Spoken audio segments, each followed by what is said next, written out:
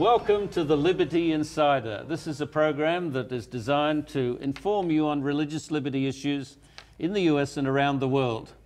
I'm the editor of Liberty Magazine, Lincoln Steed. That's my name, not the magazine. And Liberty Magazine is a magazine of 100 years plus that has been dedicated to religious freedom under the model of separation of church and state. My guest on the program is John Ashmeade, Attorney John Ashmeade.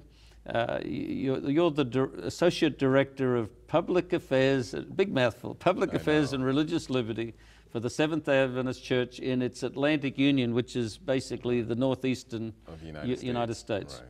Right. Let's talk history a little bit. Okay. And to me, religious liberty is best understood when you mix in a bit of history. There's antecedents to everything. Sure. And in fact, a good time to mention my continuing preoccupation. Among other things, I don't think you can understand the American experiment without knowing of the English Civil War fought on religious issues by the Puritans, and then many of them coming after the demise of Oliver Cromwell, the religious dictator, and coming a bare lifetime, a long lifetime, before the American experiment. Sure. But let's go even further back. At least to what used to be accepted as a beginning point for the U.S., Christopher Columbus. Sure. He had a bit of a mandate, didn't he? Not just from Ferdinand and Isabella, but the Roman Catholic Church got involved. Sure. In this mandate. As I remember, the Pope helped things along by diminishing the humanity of the inhabitants as they discovered them, and that led to horrible abuses.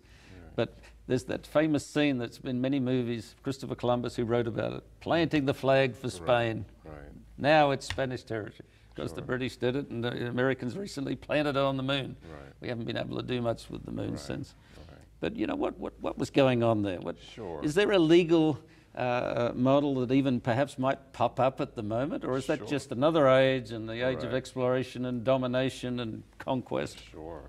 So in the 15th century, the Pope issued a few decrees, and we now call them the doctrine of discovery. You mean just in the 15th century? Yes. They would want to do them all the time. Right. But, you know, and ironically, you know, this is around the time that we see the start of the Reformation. And so at the start of the Reformation, we see a decree that really enslave the world in a sense. And basically, you know, the Pope authorized the kings and queens of Europe to go throughout the world and to conquer the world in the name of Christ.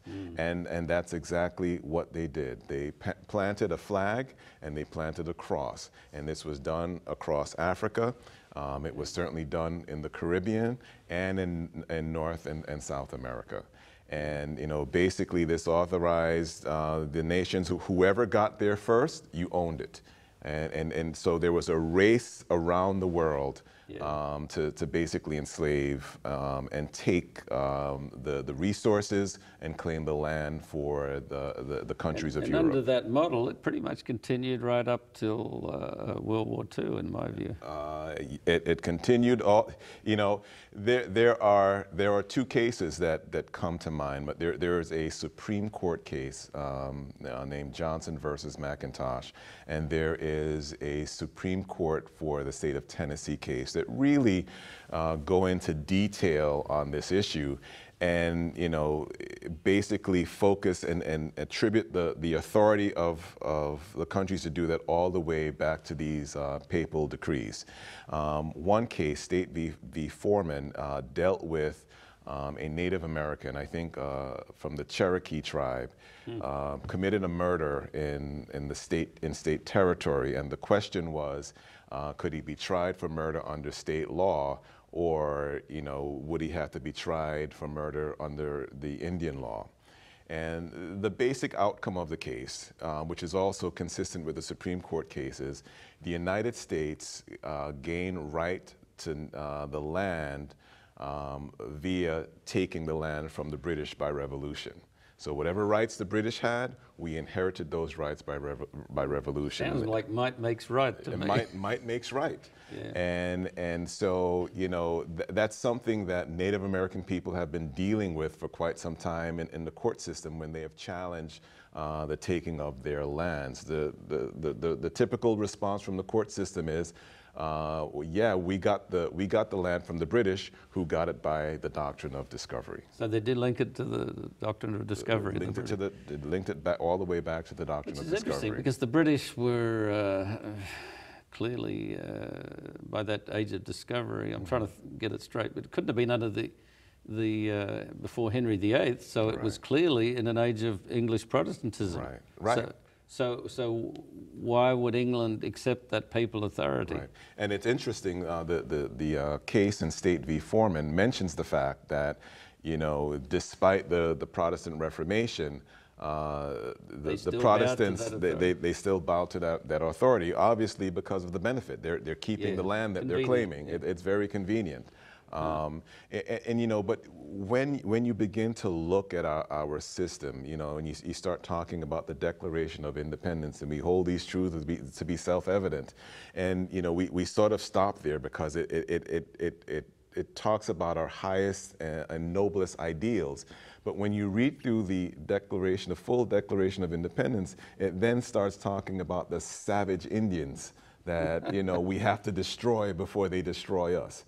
And that's something that we don't think about. You know, the very foundation of this country, while we're talking about religious freedom for ourselves, we are taking those freedoms away from others, people of African descent and people of Native American descent. Yeah, interesting. Right. But yeah, to me, you know, I knew about the doctrine of discovery, not under that name, but I'd never realized that the U.S. accepted it as part of its initial authority by extension from the British. That's amazing. Amazing. And a really salutary lesson for all nations.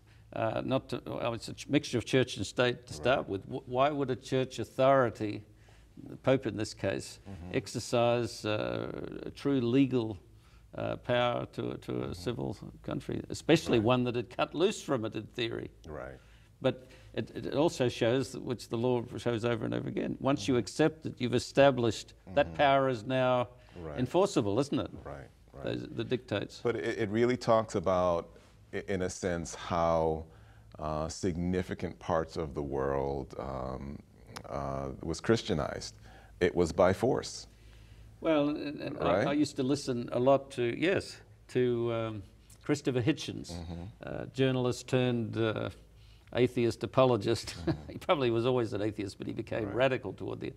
But he knew his history, and he would debate people of faith, and he always invoked these sort of historical anomalies.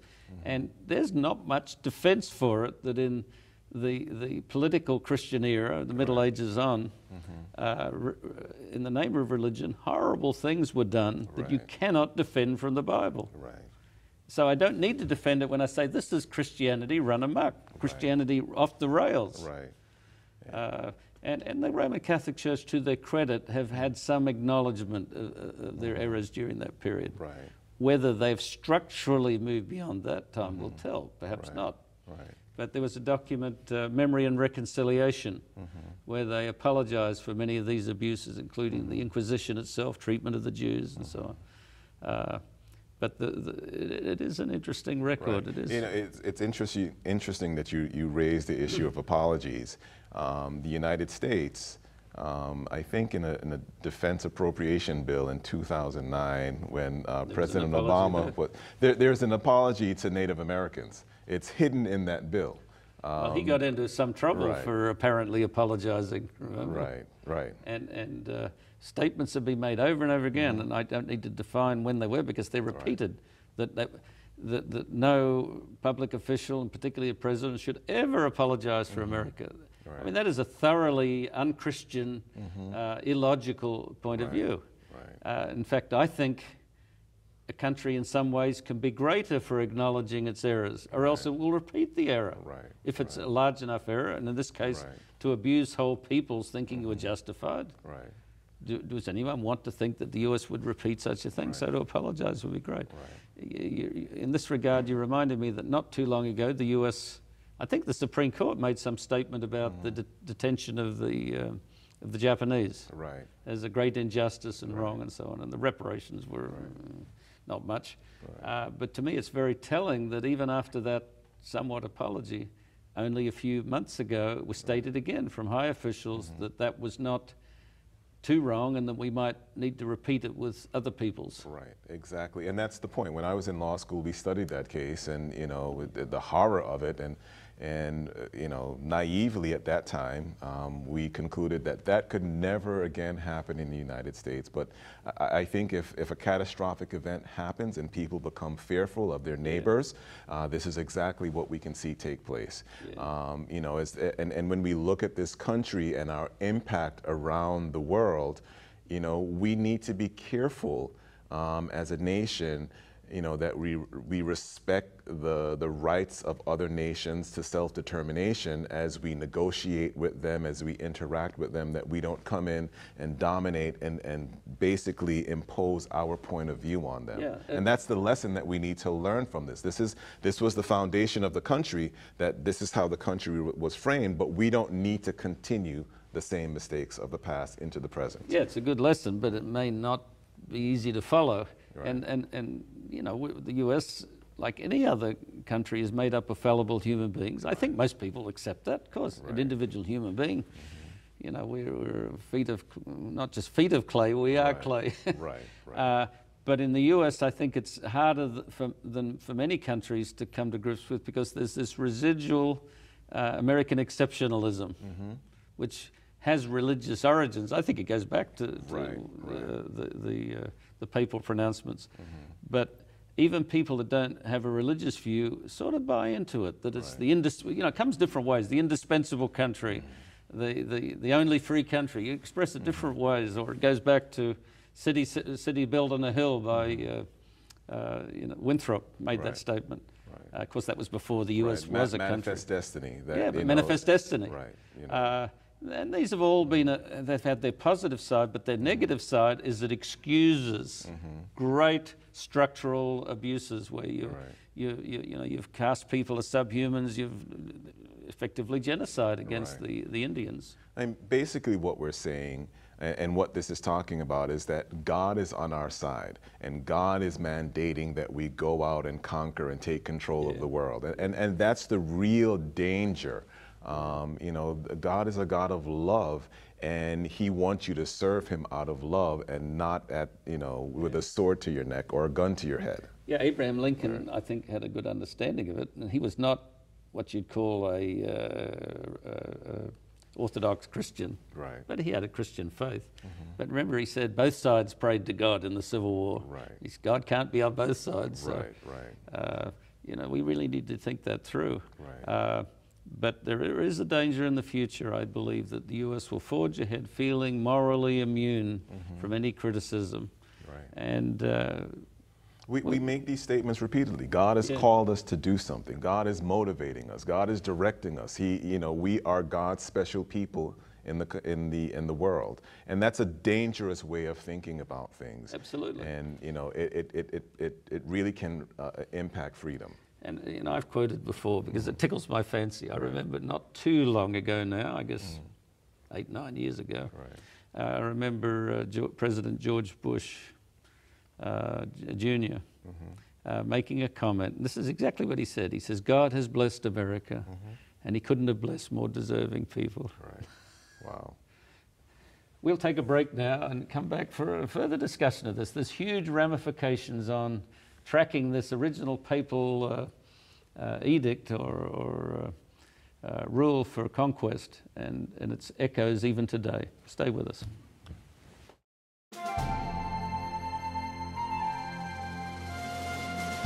Welcome back to the Liberty Insider. Before the break, we were discussing this doctrine of discovery and the role of a papal mandate in centuries of actions by what became major powers, even in the United States.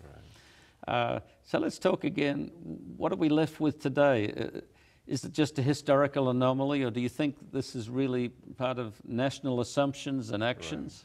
You know, I think, you know, when we talk about these things and then we begin to understand the impact that it continues to have on our society, We need to look at the groups who have been impacted. In this country, we look at Native Americans and we look at African Americans, and how they have been impacted by these actions. And the question always comes up, how do you restore? What's necessary to begin to repair the damage that's been done? How do we restore countries in Africa that have been divided and their cultures have been changed? You know, countries that spoke one language, they're now speaking English, they're speaking French or Spanish, or, you know, people in the Caribbean, or, you know, these are serious questions. How do you begin to repair it? You know, we know with Jesus and Zacchaeus, there had to be some restoration that was done after his actions. Jesus didn't demand it, but with his change of heart, he recognized that it might be required. Right. You can't set everything right in this world, and that's, of course, why there's a new world needed. And even as we started up again, it occurred to me it's worth remembering that, yes, the Spanish in South America and the Dutch and the English and the French in North America walked pretty steel-toed and heavy-heeled over anyone that lived there. The standard method was not just to go and kill them and deprive them directly. You would play on the alliances of different tribes and set one against another. So it's not quite as simple in the bigger picture of a European power taking away. They were an evil presence where they encouraged rivalries and so on, and absent, certainly with the Inca and the Mayans, absent European intervention, there would have been a fight between different factions that would have overthrown one and established another. So I don't really know how you could untangle all of history, even recognizing a horrible evil, in this case on the part of the papally authorized conquerors. And we were talking during the break, we see this issue playing out in South Africa. You know, the president, our current president, seemingly as a distraction, mentioned that white farmers are being murdered in South Africa en masse. And, you know, we know that there are discussions taking place in South Africa over what to do with the land. Because he wasn't president then, but, you know, what happened in Zimbabwe was something that really should have been reacted against when thousands of white farmers were not only chased off the land, sometimes killed in their farmhouses. There was a huge historical backlash, and there's no question that the white settlement there was at the gross expense of natives and tribal groups. But, you know, where do you roll back history? Can you roll it back? Can you roll it back, or can you figure out a solution that, you know, brings some measure of justice? An injustice that's been around for close to 300-400 years. And it's worth remembering. I don't think most people have quite twigged on it. Since World War II, which is in most respects a post-colonial era, an awful lot of the conflicts within emerging countries, often encouraged by communist powers, have been land ownership issues. Chile, that's what was going on. Most recently in Venezuela, that's exactly what's going on. And in the West, with our capitalist mindset, we tend to see it as an abuse. But it's a roughshod way of redressing the injustices of the past. I don't think it's always, in fact, rarely done well. But it's an attempt to reach back into a horribly unjust past. Well, you know, as a country, we now engage in treaties and agreements with some of these countries. And the question is, are past practices continuing? You know, are we taking advantage of these countries because of our superior economic power? And that's an issue that we need to look at as well. You know, is the exploitation continuing? Might makes right, and I don't think that's quoted from that book, but, you know, Machiavelli's The Prince. You can read that writ large. Basically, if you can get away with it, it's fine. But you know, I could tell a story not on America, but on Australia, my homeland. And I know this for a fact because I had the conversation with the president of East Timor, a little country of only 3 million people. They recently got their independence in this new century. Australia helped birth their freedom because there was a civil war broke out caused by Indonesia, who had had an invasion and rulership. Australia helped free them. But in the freeing of them, Australia, in a friendly manner, brokered an agreement where a huge oil field that embraced East Timor and the oceans nearby that they owned, Australia got, I think, 70% of the action on it.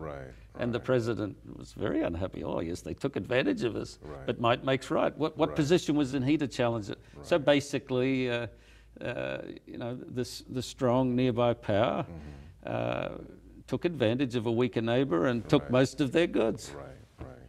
And you know, this is why, you know, it should concern us. We should pay close attention to these things when the country, you know, when a new administration comes in and we say we're going to renegotiate all our agreements to make them, you know, work to our benefit. Sure. That's troubling. Most of us have seldom seen such a naked grab for power and influence on the global stage.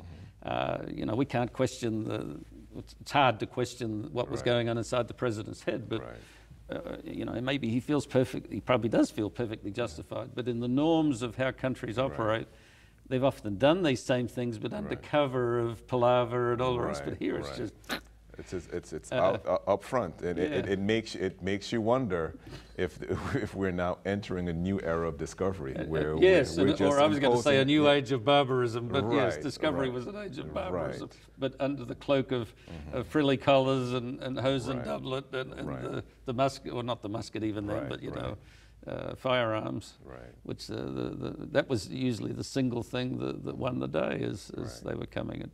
And the question is, you know, what role does the church play in this? Well, you already said one church, a politico-religious church structure. It actually, if not created it, then directed it. But when I talk about that, how should the church comment on these issues? Should the church look at what's taking place and say, you know what, this isn't right. We need to treat our neighbors right. Yes, I believe that the church and people of Christian morality need to speak out unequivocally and plainly on the morality of all sorts of things that are happening in the political world around us. I think it's very dangerous on the view of separation of church and state and religious liberty that we speak to policy issues rather than the morality. But on any policy issue, without talking about the policy, we can say, for example, on immigration, that people are being abused here, treated in an unchristian way as that law is executed. We don't need to speak about the law unless it's a grossly unjust law in itself. Then you've got a moral issue. But we need to speak out against police abusing people in their community when that happens, and it does happen. We need to speak out even of the attitude that the US might exemplify toward another country, that this is not the way Christian society should act. I think there's a whole leeway without getting into policy. But we have to speak out with moral voice and urgency, and not, you know, I know you would object to me saying legalese, but you know, these well thought out, bloodless sort of statements that take away moral power and then often tilt towards suggesting a political line of action. We shouldn't be political. I think the key thing is to remember that, you know, we are our neighbor's keeper, and you know, we can't ignore someone suffering while we are enjoying the benefits of, you know, where we are. And I think we have that responsibility as individuals, we have that responsibility as a church. And I agree with you, the church needs to speak, and speak with a strong voice when, you know, immoral acts are taking place, whether it's at the local level, at the state level, or the federal level. Absolutely. And we need to speak out. Beggars on street corners, isn't that of some moral concern? It's fine, be anti-abortion. Is the church speaking out about the hungry children in the US? I think 30% of children go to bed hungry every night, according to statistics. That's a moral concern. And we can't ignore those as a church. So we need to speak. Okay. Yeah, I think it's very important for us to have a voice within the community. And I think far too often as Adventists, we have not been heard from. But we need to be heard from on these moral issues. Without becoming, politically entangled, we need to be able to say what's right and what's wrong. A few years ago, the Vatican released a document entitled Memory and Reconciliation. In it, they apologized for many of the abuses of the past, including persecution of the Jews, the Inquisition, and so on. As we've discussed in this program, many of the things that happened in the New World are directly traceable to a stance taken by the Church at the time, endorsing the dispossession of whole peoples, authorizing rapacious states to plant the flag and claim the land regardless of who owned it or what was there, and to do whatever they want with it, even including at one time saying that these people had no souls, they were not to be regarded. We need to move beyond history, and the Vatican has been shifting that way. But we Protestants know that the story is more complicated. We know that we need to depend upon the Lord and that promised land. For Liberty Insider, this is Lincoln Steed.